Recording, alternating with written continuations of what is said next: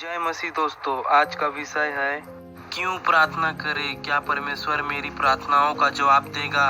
हाँ दोस्तों, जरूर देगा। बाइबिल बताती है और बहुत से लोगों का अनुभव भी यही कहता है कि परमेश्वर हमारी प्रार्थनाओं का जवाब देता है। बाइबल कहती है कि वह परमेश्वर अपने डरवैयों की इच्छा पूरी करता है और उनकी दुहाई सुनकर उनका उद्धार करता है। दोस्तों, इसके बारे में भजन संहिता 45 का 19 में दिया है। दोस्तों, अब हम देखते हैं कि क्या बात परमेश्वर के लिए मायने रखती है।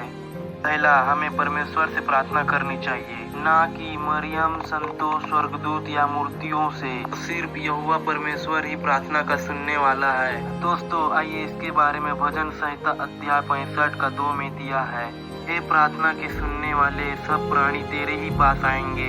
दूसरा, हमें बाइबिल में बताई गई परमेश्वर की मर्जी या मांगों के मुताबिक प्रार्थना करनी चाहिए। इसके बारे में पहला यूहन्ना अध्याय 5 का 14 में दिया है। हमें उसके सामने जो हियाव होती है वह यह है कि यदि हम उसकी इच्छा के अनुसार कुछ मांगते हैं तो वह हमारी सुनता है। लेकिन आजकल यह उल्टा हो गया है। लोग परमेश्वर की इच्छा के अनुसार नहीं मांगते, अपनी इच्छा के अनुसार मांगते हैं। तीसरा, हमें यीशु के नाम से प्रार्थना करनी चाहिए, क्योंकि दोस्तों ऐसा करके हम यीशु को आदर दे रहे हैं। यीशु ने कहा, कोई भी पिता के पास नहीं आ सकता सिवाय उसके जो मेरे जरिए आता है।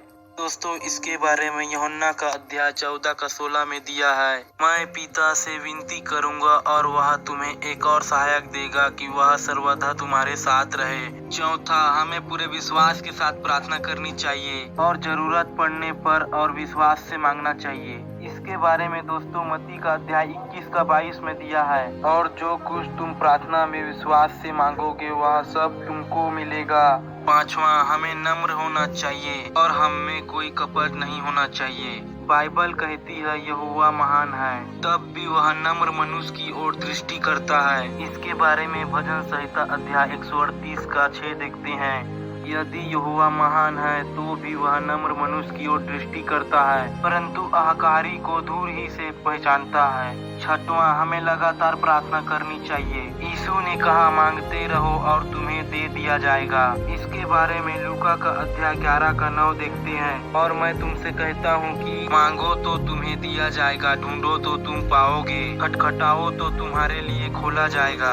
अब देखते हैं दोस्तों क्या बात परमेश्वर के लिए मायने नहीं रखता। पहला, आपकी जाति या आप किसी देश से हैं। अब मुझे पूरा यकीन हो गया है कि परमेश्वर भेदभाव नहीं करता, मगर हर ऐसे इंसान जो उसका भय मानता है और नेक काम करता है, फिर चाहे वह किसी भी जाति का क्यों न हो, वह परमेश्वर को भाता है। आइए दोस्तों इसके बारे में प्रेरितों के अध्याय 10 के 34-35 में देखते हैं। तब पतरस ने कहा, अब मुझे निश्चय हुआ कि परमेश्वर किसी का पक्ष नहीं करता, वरन हर जाति में जो उससे डरता और धर्म के काम करता वह उसे भाता है। दूसरा, आप किसी तरह बैठे या खड़े, आप बैठकर, झुककर, घुटनों के बल, खड़े होकर या किसी भी तरह से प्रार्थना कर सकते हैं। आइए इसके बारे में पहला इतिहास अध्याय 17 का 16 देखते हैं। तब दाऊद राजा भीतर जाकर यहोवा के सम्मुख बैठा और कहने लगा, हे यहोवा परमेश्वर, मैं क्या हूँ और मेरा घराना क्या है कि तूने मुझे यहाँ तक पहुँचाया।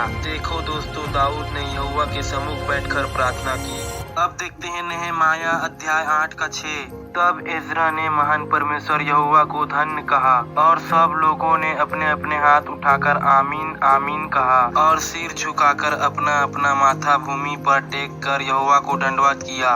और देखते हैं मरकुस अध्याय 11 का 25 क्या कहता है। और जब कभी तुम खड़े हुए प्रार्थना करते हो तो यदि तुम्हारे मन में किसी के प्रति कुछ विरोध हो तो क्षमा करो, इसलिए कि तुम्हारा स्वर्गीय पिता भी तुम्हारे अपराध क्षमा करे। तीसरा, चाहे आप मन ही मन प्रार्थना करे या जोर से, मन में की गई प्रार्थना जिन्हें कोई दूसरा नहीं सुन सकता, लेकिन परमेश्वर उनका भी जवाब देता है। इसके बारे में नहम्या का दूसरा अध्याय 1 के 6 तक देखते हैं। अर्थक्षत्र राजा के 20वें वर्ष के निशान नामक महीने में जब उसके सामने दाख मधु था, तब मैंने दाख मधु उठाकर राजा को दिया। इससे पहले मैं उसके सामने कभी उदास न हुआ था। तब राजा ने मुझसे पूछा, तू तो रोगी नहीं है, फिर तेरा मुंह क्यों उतरा है? यह तो मन ही की उदासी होगी। तब मैं अत्यंत डर गया। मैंने राजा से कहा, राजा सदा जीवित रहे। जब वह नगर जिसमें मेरे पुरखाओं की कब्रें हैं उजाड़ पड़ा है और उसके फाटक जले हुए हैं, तो मेरा मुंह क्यों न उतरे। राजा ने मुझसे पूछा, फिर तू क्यों मांगता है? तब मैंने स्वर्ग के परमेश्वर से प्रार्थना करके राजा से कहा, यदि राजा को भाए और तू अपने दास से प्रसन्न हो तो मुझे यहूदा और मेरे पुरखाओं की कब्रों के नगर को भेज, ताकि मैं उसे बताऊं। तब राजा ने, जिसके पास रानी भी बैठी थी, मुझसे पूछा, तू कितने दिन तक यात्रा में रहेगा और कब लौटेगा? अतः राजा मुझे भेजने को प्रसन्न हुआ और मैंने उनके लिए एक समय नियुक्त किया। चौथा, चाहे आप किसी छोटे बात को लेकर परेशान हो या बड़ी, परमेश्वर बढ़ावा देता है कि आप अपनी सारी चिंताओं का बोझ उसी पर डाल दे। इसके बारे में पहला पतरस अध्याय 5 का 7 में दिया है। अपनी सारी चिंता उसी पर डाल दो, क्योंकि उसको तुम्हारा ध्यान है। लेकिन दोस्तों, परमेश्वर उसी की प्रार्थना सुनता है जो उसकी इच्छाओं और आज्ञाओं को मानता है।